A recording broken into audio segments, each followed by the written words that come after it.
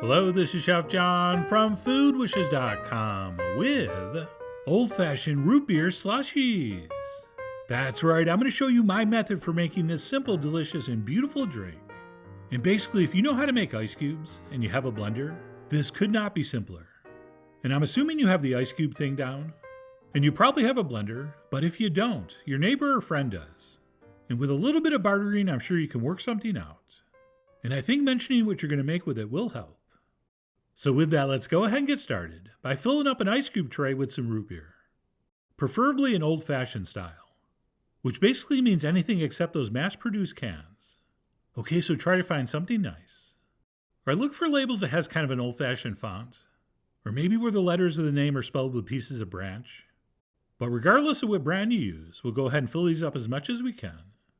And I'm not sure if it's a fun fact, or it's more of just a fact, but one 16-ounce bottle will fill up exactly one standard ice cube tray, which is going to make 2 decent-sized drinks.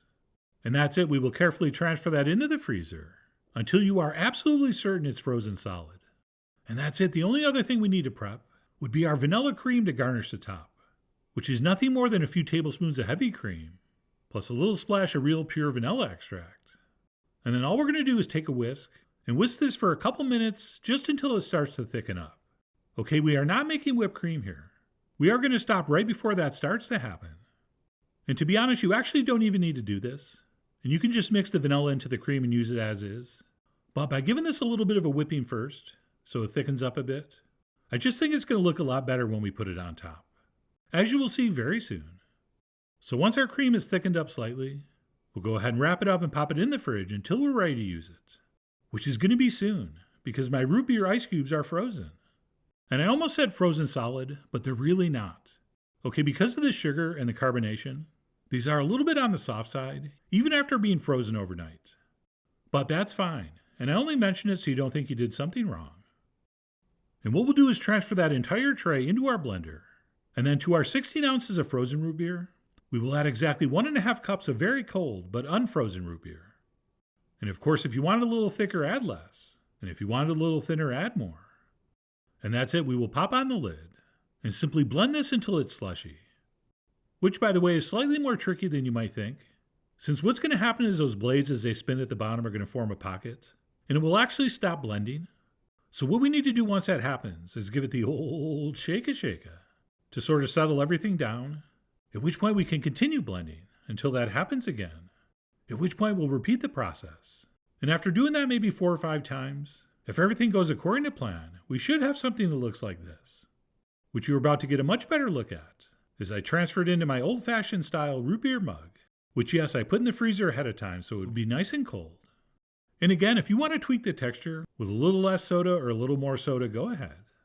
I mean, you are after all the Salmon Rushdie of your old-fashioned root beer slushy. But for me, I think this is the perfect texture. Okay, nice and thick, yet still liquid enough to suck up through a straw. And that's it. Once we've almost filled this up, we'll go ahead and top this with a few tablespoons of our vanilla cream. And I'm not exactly sure what happens, but because we aerated that cream just a little bit, even though we're only putting like a 1/2 inch on the top, it's going to sort of seep down in between all those ice particles. And I think it takes on just the coolest look.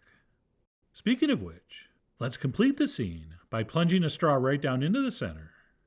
And that's it. Our old-fashioned root beer slushie is ready to enjoy.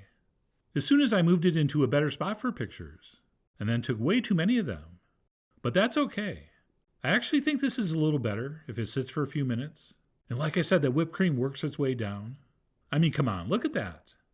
So I grabbed it and started sucking on the goodness. And that, my friends, is so refreshing, so delicious, and so satisfying. And if there's something better to slowly sip on a hot summer day, I'm not sure what it is. Oh, and speaking of slowly sipping, please be careful with this.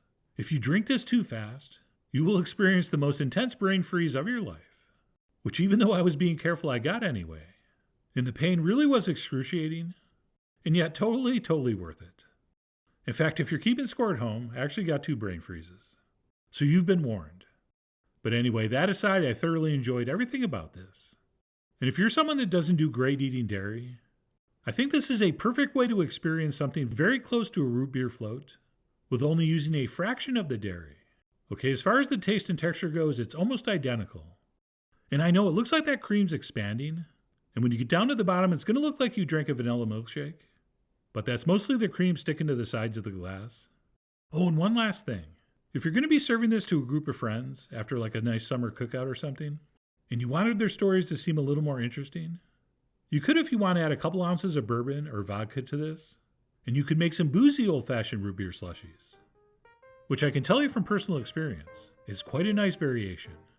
But anyway, that's it, how I make old-fashioned root beer slushies. Every year I try to share one summer drink, and this simple, delicious, and refreshing concoction is one of my all-time favorites, which is why I really do hope you give this a try soon. So please follow the links below for the ingredient amounts, a printable written recipe, and much more info as usual. And as always, enjoy.